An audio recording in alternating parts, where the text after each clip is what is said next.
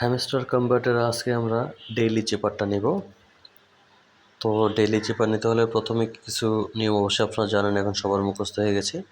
তো এই যে আর্ন পার ট্যাপ, এটাতে কিন্তু 3টি ট্যাপ করতে হবে, তাহলে আপনার এই নীল থেকে এটা লাল হয়ে যাবে, আর তখনই আপনি ডেইলি চেপার নিতে পারবেন। তো প্রথমে আমরা দেব হচ্ছে এইচ 4টি ডট, তারপর হচ্ছে এ ডট এবং লং প্রেস, তারপর হচ্ছে এম ডাবল লং প্রেস,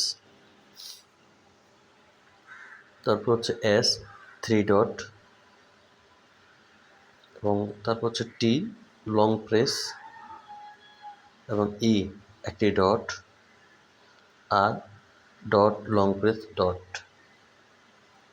এবং ফাইনালি আমরা চেপারটা নিয়ে নিলাম। তো চ্যানেলটি সাবস্ক্রাইব করবেন এবং বেল আইকনটি অন করে রাখবেন, যাতে নোটিফিকেশনটি সবার আগে আপনার কাছে চলে যায়।